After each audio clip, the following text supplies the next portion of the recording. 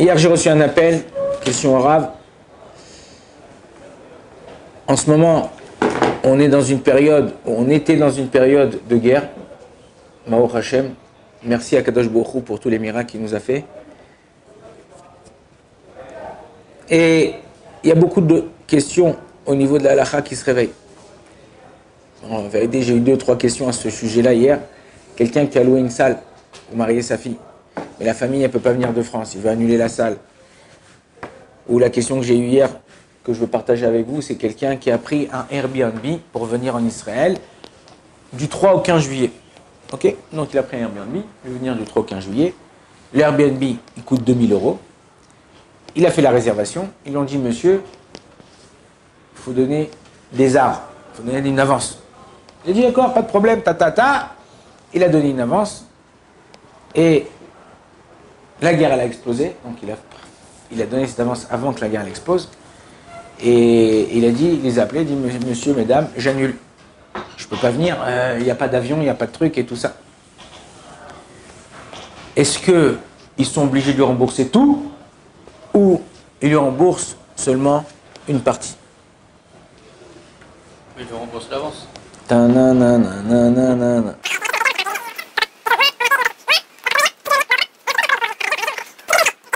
Souvent, aussi, par exemple, une autre question qui rejoint cette chose-là,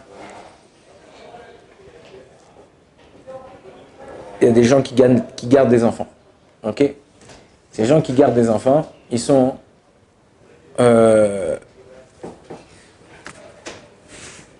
obligés, du matin 8 h jusqu'au soir 1 h, de garder des enfants. Maintenant, quand il y a la guerre, on n'emmène pas les enfants, ils n'emmènent personne.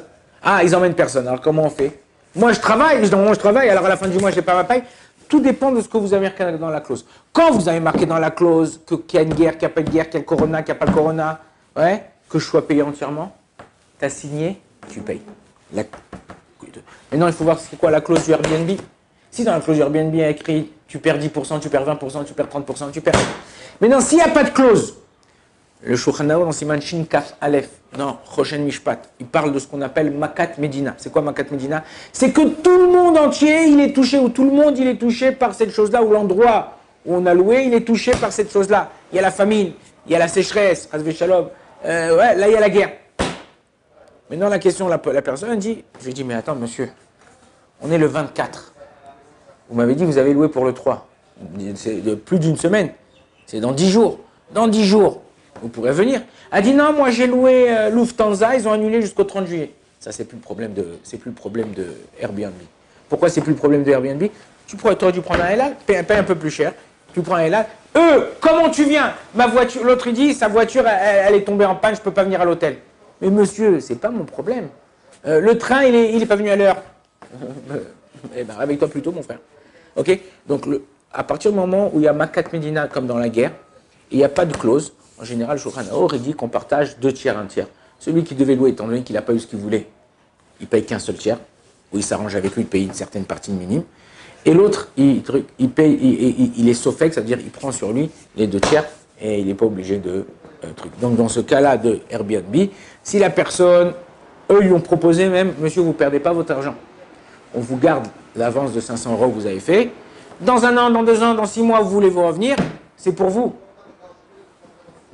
Mais non, ça c'est la chose la meilleure à faire. Tu ne perds pas ton argent, ils ne perdent pas de leur truc, et voilà. Donc, la halakha, elle est comme ça. Baruch Adonai l'olam, amen, amen.